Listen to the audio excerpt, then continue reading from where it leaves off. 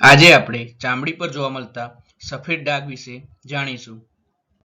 સૌથી પહેલા સફેદ ડાઘ થવા પાછળના કારણો.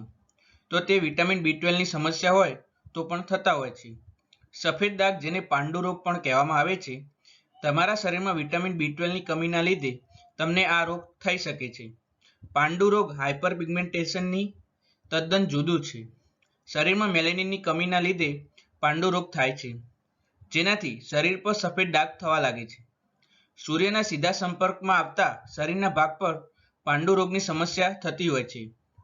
તમારી ચામડી, હાથ, પગ અને ગળાના ભાગમાં તેની અસર જોવા મળતી હોય છે. હાઇપરપિગમેન્ટેશનથી થતી સમસ્યાઓ. તમારી ચામડી ઉપર ડાઘ, ફોલ્લીઓ જોવા મળે તો સમજી જવું કે તમે હાઇપરપિગમેન્ટેશનના શિકાર થઈ ગયા છો. શરીરમાં મેલેનિનનું પ્રમાણ વધી જવાથી આવું થતું હોય છે. વધતી જતી ઉંમર અને તડકામાં વધુ ફરતા લોકોમાં આ સમસ્યા વધુ પ્રમાણમાં જોવા મળે છે. સફેદ ડાઘ, જેને આપણે કોડ કહીએ છીએ, તેના વિશે જાણીએ. કોડ કોઈપણ ઉંમરે શરૂ થાય છે, પરંતુ 50% વધુ કિસ્સાઓમાં તે 20 વર્ષ પછીની ઉંમરે જોવા મળે છે. તે ધીમે ધીમે વધે છે. શરૂઆતમાં સૂર્યનો પ્રકાશ પડતો હોય તેવા ચામડીના વિસ્તારો, જેવા કે ચહેરો, હથેળીનો પાછલો ભાગ વગેરે, તેના પર સફેદ ડાઘ જોવા મળે છે. આ જગ્યાની ચામડી સૂર્યપ્રકાશમાં દાઝી જાય છે, ક્યારેક ખુજલી થાય છે વગેરે જોવા મળે. સામાન્ય ચામડીને ઈજા થાય ત્યારે ત્યાંનો ચામડીનો રંગ ઘટવા લાગે છે. હવે આપણે કોડના પ્રકાર વિશે જાણીએ. આખા શરીર પર ઝડપથી ફેલાતો કોડ, કોઈ એક જગ્યાએ કાયમ રહેતો કોડ, કોઈ એક ચેતાતંતુના ચામડી પરના વિસ્તાર પર થતો કોડ, મોં અને જનનેન્દ્રિય પર થતો કોડ. દરેક સફેદ ડાઘ કોડ હોતો નથી.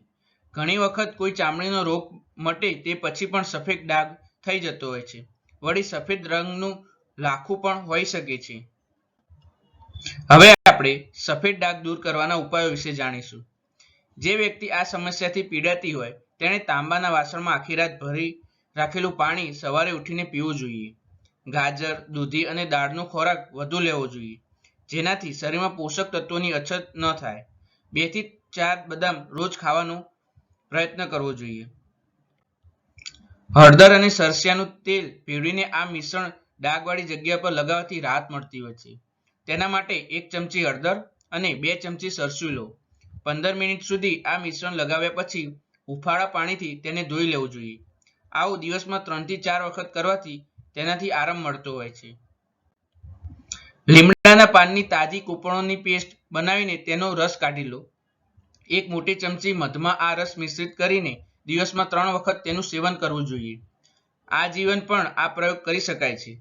આ સિવાય અખરોટનો પાવડર બનાવીને તેમાં થોડું પાણી નાખીને ડાઘવાળી જગ્યા પર 20 મિનિટ સુધી લગાવ્યા પછી ધોઈ લેવું જોઈએ. આવું દિવસમાં 3 થી 4 વખત કરી શકાય છે. માણસ કે પ્રાણીની ઓળ એટલે કે પ્લેસેન્ટામાંથી મેલોજેનિન નામનું દ્રવ્ય તૈયાર કરવામાં આવેલું છે. તેનાથી ચામડીનો મૂળ રંગ ઝડપથી પાછો આવે છે એવું માનવામાં આવે છે. કોઈ વિશિષ્ટ ખોરાક અને કોડ થવા વચ્ચે સંબંધ સ્થાપિત થયેલો નથી, છતાં ખાટા ફળો તથા તેનો ખોરાક ન લેવાની દર્દીને સલાહ આપવામાં આવે છે. કોડવાળી ચામડીમાં તથા દર્દીને સ્નાયુમાં ઘણી વખત કોર્ટિકોસ્ટીરોઇડના ઇન્જેક્શન આપવાથી ફાયદો થતો હોય છે, પરંતુ તે ડોક્ટરની સલાહ લઈને જ આપવું જોઈએ. દર્દીની પોતાની જ રંગવાળી ચામડીનું કોડવાળી જગ્યાએ નિરૂપણ કરવાની પ્લાસ્ટિક શસ્ત્રક્રિયા વિકસિત થઈ રહી છે. તેવી જ રીતે વર્ણક કણોવાળા કોષોનો કૃત્રિમ ઉછેર કરીને તેમનો ઉપયોગ કરવાના પ્રયોગો થઈ રહ્યા છે. જોકે આ બધી પદ્ધતિઓ વર્ષો સુધી સ્થિર રહેલા કોડ માટે ઉપયોગી થાય છે, પરંતુ તે ઝડપથી ફેલાતા કોડમાં ખાસ સફળ થતી નથી.